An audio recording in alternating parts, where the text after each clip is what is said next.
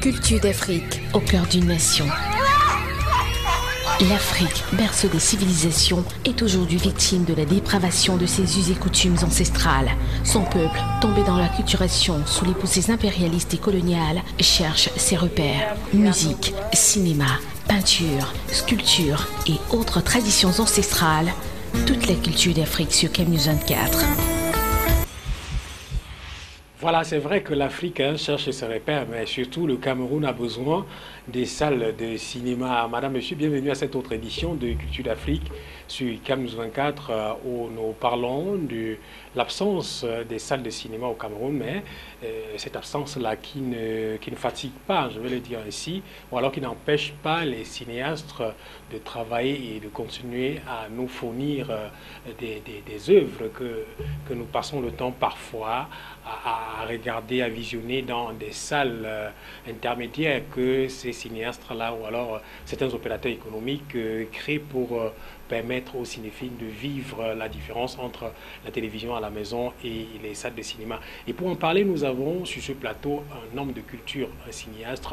C'est un grand ami à moi aussi, Javet Mbourou, qui nous fait le plaisir de répondre toujours présent à notre invitation. Bienvenue sur le plateau de Culture d'Afrique, Javet. Merci Eric, bonjour à tous les téléspectateurs de CamNews 24. C'est un plaisir renouvelé de me retrouver toujours sur ce plateau à l'invitation d'Eric. Je n'ai pas hésité cette fois-ci à venir comme d'habitude. Voilà. Donc aujourd'hui, Javet, nous parlons de l'absence des salles de cinéma au Cameroun. Ah oui, il faut le dire, c'est un peu une curiosité quand on sait que dans le temps, quand on parle du temps, c'est pas si lointain que cela, une vingtaine d'années par là, que partout où vous alliez au Cameroun, vous trouviez une grande salle de cinéma dans les principales villes. Yaoundé avait une bonne brochette de salles de cinéma, tout comme Douala, Mbalmayo à côté en avait, Kribi en avait. Si je ne prends que ce cas, quand tu allais dans une ville comme Bafoussam, il n'y avait pas moins de 3 salles de cinéma. Et parfois, ça s'avérait insuffisant quand les gens avaient envie de visionner des films dans une ville comme Bafoussam. Et à côté de cela, il fallait ajouter également ces clubs, ces vidéoclubs qui naissaient un peu presque partout. Les salles de cinéma étaient là, mais les vidéoclubs foisonnaient un peu presque partout. À Gaoundéré, à Garoua, à Maroua. Partout pratiquement au Cameroun, on avait des salles de cinéma. Mais après un certain moment, on a vu, notamment avec l'arrivée de la télévision, son implantation, et puis surtout également une certaine pauvreté. Parce que ce n'est pas seulement l'affaire des salles de cinéma, une certaine pauvreté là qui empêchait déjà les gens de faire un genre de sacrifice. Mais je crois que les plus malins seraient restés et qu'il n'y aurait pas de problème. On a vu par exemple à Yaoundé le cinéma à Bia survivre pendant très longtemps. Il était là, il est resté là. Et des spectacles continuent à être vus là-bas. De temps en temps, on projette des films qui ont, n'est-ce pas, une belle affiche et les gens affluent toujours. À un certain moment, c'était devenu une espèce de fantaisie pour les jeunes, un lieu de rendez-vous pour les jeunes chaque semaine, n'est-ce pas, la BIA pour pouvoir aller visionner des films. Donc, normalement, on ne devrait pas accuser l'existence de la télévision ou bien même la pauvreté en général. Le cinéma reste même en Puisqu'il y a une nette différence entre visionner un film dans une salle conforme de cinéma et visionner un film même sur un écran plat à la maison. Une différence nette, une différence vraiment totalement nette. L'image est d'ailleurs beaucoup plus vivante, beaucoup plus claire, le son est impeccable, vous avez l'impression de vivre l'action, vous êtes là-dedans, et pas nos écrans qui ont généralement beaucoup de problèmes, le son n'est pas élevé, peut-être l'écran est petit, tout ça là, vous ne voyez pas. Il y a même des écrans qui vous coupent certaines scènes. Vous n'arrivez pas à voir dans sa totalité une scène parce que l'écran n'est pas adapté peut-être aux gens que l'on a utilisé pour non seulement prendre des images, peut-être aussi le montage. Donc c'est limitatif contrairement aux salles de cinéma. Bon, mais aujourd'hui, on constate que toutes ces salles-là sont devenues soit des églises, surtout des églises réveillées qui se sont roulées sur ces salles-là. Et c'était des magasins. Ah oui, la plupart sont devenus de très très grands magasins commerciaux, notamment pour ce qui est de la ville de Yaoundé. La plupart sont devenus des grands magasins comme les Niki, publicité mise à part, comme bien d'autres que l'on retrouve un peu presque partout là, le Capitole, cinéma, la salle de cinéma de Loncac là, qui est devenue également un grand magasin, et ainsi de suite. Je crois que le phénomène d'église, c'est surtout ici à Douala, où la plupart des anciennes salles de cinéma sont devenues des églises. Peut-être aussi c'est en rapport avec la population d'ici. Bon, ben, qu'est-ce que vous voulez? Peut-être parce que ces églises sont arrivées, elles voulaient beaucoup d'espace. Et les propriétaires de ces salles de cinéma trouvent largement leur compte là-dedans parce que la location est assez élevée. Et l'église, nous le savons très bien, titre du réveil, brasse beaucoup d'argent. Bon, mais on va le dire, hein, j'ai rencontré le délégué des arts et de la culture pour le littoral l'autre jour. Il disait, bon, ben, c'est vrai, on sait que toutes ces salles-là étaient gérées ou alors étaient la propriété des hommes d'affaires, des opérateurs économiques. Qui veulent se faire du sou, hein, du beurre, jusque-là, oui. Alors maintenant, s'ils ont constaté que peut-être les gens n'ont plus l'engouement, il y a un peu de la pauvreté comme tu disais tantôt, est-ce que le ministère des Arts et de la Culture ne peut pas se lever et créer au moins une salle de cinéma? Je ne sais pas s'il rentre dans le rôle du ministère des Arts et de la Culture, la construction des salles de cinéma. Je ne crois pas. Je ne sais pas si c'est écrit quelque part, mais je n'ai pas encore rencontré. Je crois que le ministère des Arts et de la Culture a le devoir d'encourager tout ce qu'ils veulent promouvoir dans ce secteur, puisque c'est à ces ministères de livrer les autorisations d'ouverture et tout le reste, donc toute la paperasse qui va avec. Donc, ils doivent pouvoir, n'est-ce pas, les responsables de ces ministères-là, encourager des initiatives comme celles qui viennent d'être prises à Yaoundé avec la création de Canal plus Olympia dans l'enceinte de l'université de Yaoundé 1 et le même genre de salle qui arrive à Douala actuellement. Il faut pouvoir encourager tout simplement. Vous voyez, quand certains éléments comme le FENAC, Festival National de la Culture, se sont retrouvés tout simplement morts. Il y a de cela quelques années. On tue tout simplement la culture. Il n'y a plus un certain engouement vraiment vers l'art et la culture en général. Mais par contre, quand nous visionnons par exemple les films ghanéens et nigérians, nous voyons comment est-ce que dans ce pays-là, le cinéma est vivant. Ça veut dire que le ministère, bien que déjà encourager certains, peut quand même mener un certain genre d'action. C'est-à-dire, par exemple, appuyer, n'est-ce pas, ceux qui se lancent dans le secteur, leur donner des appoints. Il y a un fonds au Cameroun qui est là pour la promotion de la culture. Je crois bien 1 milliard par an. 1 milliard, c'est une somme colossale. C'est une somme qui peut vous permettre de construire peut-être 10 salles de cinéma par an, même dans les villages les plus reculés, sans demander au ministère de construire les salles. Mais par exemple, d'appuyer ceux-là qui veulent se lancer dans le secteur. Parce que le cinéma reste le cinéma, la télé reste la télé. Ce n'est pas un même monde. C'est pas un même monde. C'est pour cela que dans ces grands pays-là, la sortie d'un film en grande première fait parfois rentrer tous les frais de production de ce film. Et évalué en francs CFA, c'est des milliards et des milliards pour chaque grande production. Donc, comment voulons-nous que notre cinéma soit rentable s'il n'y a pas de salle de cinéma? Et nous le savons très bien, il y avait engouement. Un film comme Titanic, mon frère, le jour où ça sortait, il y avait des rangs à l'extérieur. Quand les Pousse-Pousse, le film camerounais, l'un des tout premiers sortait, il y avait des rangs.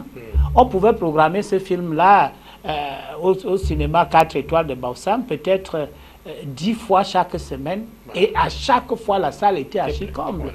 Et cela veut dire que le cinéma, notre cinéma, peut encore rentrer beaucoup de dividendes dans les poches de ceux-là qui investissent là-dedans. Bon, mais il faut voir, hein, je préfère louer les salles à ceux-là qui font les cultes et qui ramènent beaucoup d'argent rapidement et qui vont même refuser qu'il y ait aussi des spectacles mondains, comme ils disent, dans la même salle où ils vont rendre leur culte à Dieu. Et bon, le constructeur, le propriétaire de la salle a rapidement fait son choix. Bon, vivement, on va juste croiser les doigts que ces opérateurs économiques et ces hommes d'affaires camerounais rentrent à de meilleurs sentiments et s'investissent à nouveau dans ce secteur du cinéma. Mais il faut dire, Javet Bourou, que le fait qu'il n'y ait plus, presque plus de salles de cinéma, bon, déjà, la salle Citabella, que oui, le ministère des Arts et de la Culture a rénové, et la salle Canal Plus Olympia, oui. Oui, qui vient d'arriver. Bon, c'est une bonne chose, mais il faut dire que vraiment le temps mort, le fait qu'il n'y ait plus de salles de cinéma, ça n'a pas empêché que les cinéastes, que les acteurs camerounais continuent à travailler et à produire des belles choses. Nous allons prendre un exemple simple, c'est vous aujourd'hui, tu es là avec une nouvelle série, et vous, qui veut dire la sorcellerie en français, une vingtaine d'épisodes, qui va d'un moment à l'autre passer sur la chaîne nationale Asia TV. Et vous voyez que... En espérant qu'un jour, ça pourra être aussi... être diffusé sur Camnews 24. Oui, sur Camnews 24, oui, bon, ça va arriver bien sûr. Maintenant, ça c'est une preuve palpable que les cinéastes ne restent pas dormis sur la laurier parce qu'il n'y a pas de salle de cinéma. Donc vous parvenez quand même, tant bien que mal, à produire des films. Cela nous fait donc parler du film Et vous. Et la première question que je voudrais te poser, c'est de savoir pourquoi une série sur la sorcellerie? Il faut voir tout dernièrement, ça fait à peine quelques jours que notre autre série, Yevol, vient de s'achever. La projection vient de s'achever sur la CRTV. Yevol qui passait pratiquement chaque jour. Pas pratiquement, ça passait chaque jour. De lundi à dimanche, de lundi à vendredi, c'était à 17h30. Et puis dans le week-end, chaque jour à 22h30, avec des rediffusions. C'est pour nous une occasion, à la suite d'autres grands hommes de cinéma comme Bassek Bakobio et d'autres qui continuent à se battre dans le secteur. Pierre Ella, qui travaille à CRTV Sud et qui a décidé avec nous de pouvoir relancer le cinéma, surtout sur le côté culturel, qui est un véritable vivier, c'est-à-dire les choses les plus naturelles, les vérités, sans maquiller quoi que ce soit, sans gesticuler comme quoi que ce soit, étant donné qu'on n'est pas des pantins. On est revenu dans le vrai cinéma, mais avec la culture africaine, à peu près comme on le voit au Nigeria et tout le reste, pour dire que notre culture, certaines choses de notre culture sont très riches. Et vous, la sorcellerie, c'est une dénonciation, n'est-ce pas, de ces pratiques sorcières. Parce que quand on parle d'un sorcier, c'est pas un monsieur très laid, c'est pas quelqu'un de lugubre dans le quartier et qui n'aime pas voir les autres, qui a une drôle de démarche et tout ça là, non. Le sorcier chez nous, c'est chez nous en Afrique. C'est vous, c'est moi, c'est tout le monde, c'est là qui nous regarde en ce moment. C'est quelqu'un avec qui vous marchez chaque jour, mais qui est habité par un esprit malsain, un esprit malveillant.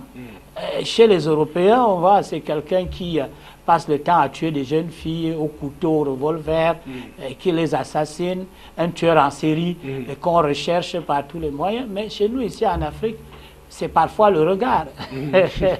C'est même pas le poison. C'est même peut-être seulement une salutation. Ou bien des gens décident de vous manger la nuit. Vous avez déjà été mangé dans la sorcellerie au cours de la nuit. Et pendant, à un certain moment, vous mourrez. Voilà. Peut-être vous trébuchez tout simplement, vous tombez, vous mourrez. Certains disent AVC. Excusez, je ne dis pas que l'AVC c'est la sorcellerie. Mais les sorciers décident sur votre sort parfois malhonnêtement sans que vous sachiez trop pourquoi, pourvu que ça fasse l'unanimité. Parce qu'il faut savoir qu'également là-bas il y a des règles. Il y a des règles, c'est-à-dire s'il n'y a pas une unanimité parmi les sorciers, on ne peut pas vous manger, on ne peut pas vous tuer. Je prends une anecdote parce qu'il y a de cela quelques années, je recevais sur un plateau de radio un jeune homme d'à peine 9-10 ans. Ce gars-là est parti de son village très lointain, Mvangan, pour venir à Ebolova dénoncer son grand-père et certains de ses oncles du village de sorcellerie. Et il avoue, je vous assure, en direct à la radio, je l'ai reçu pendant 2 jours, que lui-même est d'abord un sorcier. Et un sorcier très respecté. Ouais. Très respecté dans le groupe. Et qu'ils ont mangé tel. Il cite, il dit, tous ceux qui m'écoutent là, ils peuvent le témoigner. Tel jour, on a tué tel. Voici exactement comment nous avons procédé là-bas à la sorcellerie pour le tuer. Et à chaque fois, ils utilisent plusieurs moyens pour pouvoir mettre fin à la vie des gens comme ça. On dit que non, l'autre là, il allait se baigner, il s'est noyé, on l'a trouvé au bord de l'eau après, c'était nous. L'autre a fait un accident à tel niveau, ben, on causait avec lui. 3 jours après, nous on savait qu'il allait mourir. Il a cité comme ça environ 7 personnes. Et le 2e jour, des gens sont venus faire le témoignage avec lui pour dire que tout ce qu'il a dit là est la vérité. Et il quitte donc le village. Pourquoi? À ses 9-10 ans, il dit, ils ont osé décider qu'on devait manger mon seul et unique compagnon de jeu au village. Quelqu'un avec qui je marche tous les jours dans la cour. Et ils décident qu'ils vont le manger. Et ça, comme oui, il dit, comme c'est l'unanimité là-bas, moi j'ai fui. Et je sais qu'ils peuvent me retrouver même par d'autres moyens, mais il y a quand même des règles. Donc, ils ne peuvent pas me prendre. Je suis venu dire aux autorités que c'est ça. Si on doute, on va faire ceci. Je te jure, cet enfant avait parfaitement raison. On a arrêté les autres membres du groupe. Ils sont passés aux aveux complets. C'était terrible. Et l'enfant a été obligé de rester en ville. C'est la réalité africaine. Donc ça veut dire que ça existe. Ça existe. Et c'est ça donc qu'on essaie de dénoncer dans ce film. Ces jalousies morbides qui vont jusqu'à faire tuer les gens. Ces exigences qui font que vous voyez par exemple un père violer sa fille, faire ceci, cela. C'est des pratiques sorcières. Autant de choses. Alors j'ai envie de te poser la question, c'est de savoir, en fonction du rôle que toi tu occupes, est-ce que toi tu es sorcier? Alors là, quelqu'un va dire, parce que je suis en direct, je vais dire oui ou non. Mais de toutes les façons, j'ai découvert les rudiments de la sorcellerie à travers cette émission dont je parle avec ce jeune. Il y a également François Bingono, très grand journaliste, historien et qui manipule ces choses-là. À écouter certaines de ces émissions, vous commencez à comprendre que ce n'est pas des affabulations, c'est une réalité. Et justement, le film Et vous, qui va être diffusé à partir de ce 3 juin à la CATV, dans 2 épisodes par jour, par dimanche, parle d'une histoire réelle. Une histoire réelle que plusieurs Camerounais connaissent, avec ce groupe de sorciers d'un village, Ngomdiab, dans le village Ngomdiab, qui ont décidé de tuer un magistrat qui a officié ici à Douala, très connu de tous, et tout, et qu'ils ont vraiment tué. Et il y a eu des preuves que c'est eux qui ont été mis en prison et qui, curieusement, personne n'est sorti de cette prison. Malheureusement, je joue le rôle du plus grand sorcier dans la... Moi-même, j'en ris, tout simplement parce que certains ont tendance à croire qu'un rôle, quand tu joues un rôle, tu connais quelque chose là-dessus. Non, nous sommes des cinéastes. Nous sommes des cinéastes et nous avons le devoir de dénoncer tout ce qui est à dénoncer ou mettre en valeur ce qui est à mettre en valeur. Un cinéaste, un acteur, en tant qu'acteur, puisque je suis aussi metteur en scène, un acteur n'a pas à se dire je vais jouer tel rôle et pas tel autre. Quand le réalisateur te choisit, il dit que c'est toi qui dois jouer tel rôle. Ce n'est pas parce que tu es forcément le plus laid, ce n'est pas parce que forcément tu ressembles plus aux sorciers que tout le monde, encore que c'est faux que les sorciers ont un faciès particulier. C'est par rapport à tes capacités d'acteur. Donc je fais tout pour noircir ce rôle, faire tout pour le jouer à merveille de bout en bout, c'est-à-dire assumer mon rôle sans le moindre phare. Oui, mais vous et moi, nous pouvons comprendre ça. Est-ce que l'entourage, est-ce que tous ceux qui non, c'est pas facile. Regarder, c'est pas souvent facile, oui. en famille. Vous avez pensé à votre image Ah oui, après la diffusion. Je suis moi. Je suis moi. Vous jouez des rôles lugubres. Voilà. On voit sortir du cercueil et tout ça. Hein, le sorcier qui abat par-ci par-là, c'est pas facile. J'ai passé l'un des acteurs camerounais les plus adulés à l'heure actuelle s'appelle Essola. Mais est-ce que tu peux voir Essola en route quelque part sans essayer de lui serrer la main? Tu es tout à fait content d'aller vers lui. Ouais. D'aller lui serrer la main. Il y a l'autre qui joue, comment on l'appelle, Esaboto actuellement. Est-ce que dans sa vie, beaucoup de gens ne savent pas ce qu'il fait dans la vie réelle? C'est quelqu'un qui a un rôle très intéressant dans la société. Et Sini Midjaki était le plus grand bouffon, l'un des plus grands bouffons que le Cameroun ait connu, était professeur de lycée et collège. Et Daniel Ndo, c'est un professeur d'université. Mais quand il s'agit de jouer ses mauvais rôles, ou bien de jouer l'oncle Chamel, l'homme qui pourfend toujours les sous-préfets, il faut le faire à merveille. Il faut faire la différence entre son travail et son hobby. On peut appeler ça hobby, mais ailleurs c'est même un vrai travail. Ne faire que le cinéma, par exemple. Donc, moi je suis journaliste, tout d'abord, mais ça n'empêche pas que je fasse le cinéma que j'ai toujours eu à faire depuis, encore que j'ai longtemps fait le théâtre avant de tomber au cinéma. Donc je me dis, ceux qui comprennent ces choses savent que je ne fais qu'emprunter, je ne fais que prêter une image à un rôle bien précis, et après je reste moi-même, le père de mes enfants, le mari de mon épouse. Alors je pense que vous, en tant que journaliste déjà, et même votre rôle dans une série comme celle-là, c'est toujours communiquer, c'est toujours éduquer. C'est communiquer, c'est éduquer. Alors, pour réaliser une vingtaine de séries, hein, on dit les épisodes ont 26 minutes, ça vous a pris combien de temps? Oh, c'est pas moins d'un mois et demi de tournage, ça il faut le dire. C'est pas moins d'un mois et demi de tournage. Parfois, on peut commencer, étant donné qu'au niveau de mon employeur, on peut me donner 30 jours d'émission. Si on ne termine pas, on attend une autre occasion pour venir terminer les scènes qu'on n'a pas pu. C'est ça. Mais heureusement, maintenant, là, mes jours d'émission doivent aller en fonction du nombre de jours de tournage. Donc, je suis toujours au travail, puisque c'est diffusé dans ma chaîne. Bon, mais là, avant de venir à Camille 24. Voilà. Merci. Il faut déjà vous féliciter, hein, toute l'équipe. Mais on a envie de te poser la question, c'est de savoir comment est-ce que tu fais pour... on connaît déjà le travail que tu abats dans le journalisme, et maintenant, comment est-ce que tu parviens à rallier, à concilier ton travail déjà à la chaîne nationale pour le littoral et toutes ces réalisations dans une série comme celle-ci? Ouais, il faut savoir faire la part des choses. Il faut savoir faire la part des choses. Quand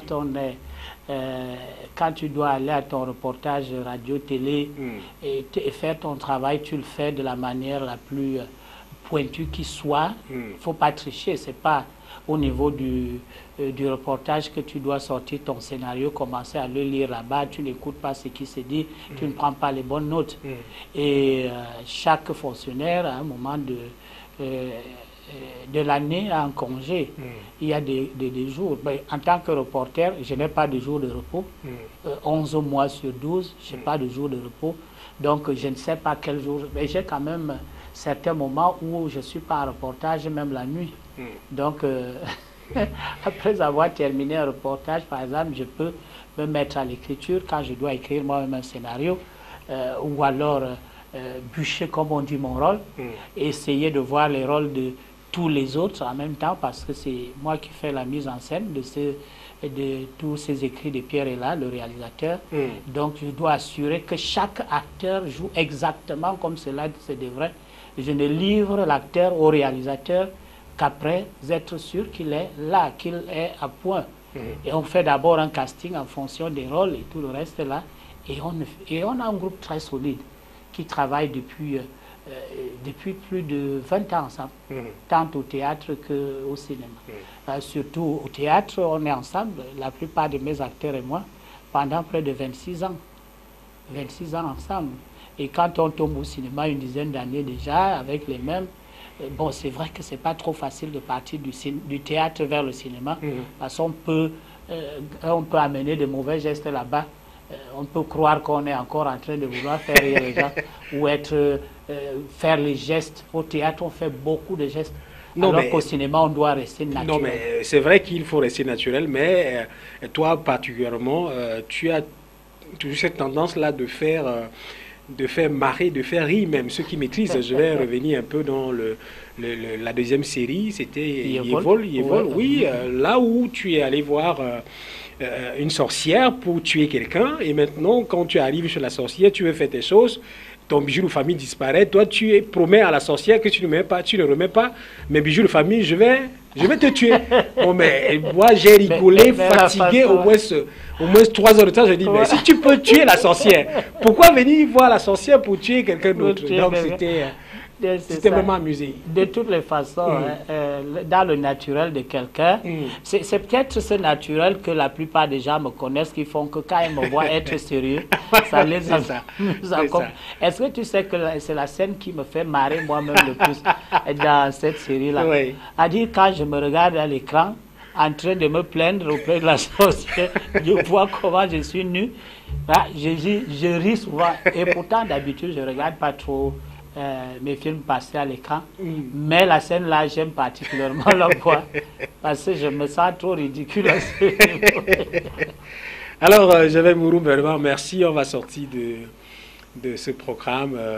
Le temps nous tient par la gorge, donc on dit tout simplement que est-ce que après et vous restez dormi ou alors il y a plusieurs autres. On est déjà en chantier pour une nouvelle série, non seulement dans le groupe, très bien connu du Sud, mais avec l'avènement de la métropolitaine à Douala, la CRTV, nous sommes en train de mener d'autres travaux.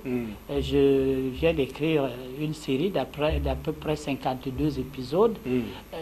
On est en train de nous entourer de toutes les garanties administratives et tout, avant de commencer également ce tournage-là. Donc ici à Douala, les gens ne seront pas surpris de voir par exemple que j'ai supplié Eric de venir jouer un rôle. Ce sera avec plaisir. Et qu'il soit là. Par exemple ça. Je voudrais bien que les hommes de médias soient nombreux à pouvoir montrer également leur talent au cinéma de par leur série. Alors, merci Javel Mourou de toujours répondre présent à l'invitation de Culture Afrique sur Canal 24. Merci infiniment pour cette nouvelle invitation. Ça me va droit au cœur d'avoir toujours à parler des affaires de la culture en compagnie d'Éric, et je crois bien que plusieurs apprécient, et je serai toujours présent chaque fois que je serai interpellé, parce que ça, vous êtes comme mes policiers. Alors, merci Madame, Monsieur. C'était donc Culture d'Afrique aujourd'hui. On déplorait le fait qu'il n'y ait plus de salles de cinéma au Cameroun, malgré l'ouverture, la rénovation et l'ouverture de cette salle à Yaoundé. Mais on constate également que les cinéastes ne restent pas dormis sur leur laurier, continuent toujours à travailler, raison pour laquelle Et vous revient sur la télévision nationale d'ici le 3. Dès dimanche le 3, ça va commencer. Et bon, être projeté peut-être pendant 2, 3, 4 mois. Bon, voilà, donc ça prouve que les cinéastes ne restent pas dormis sur le laurier. À bientôt.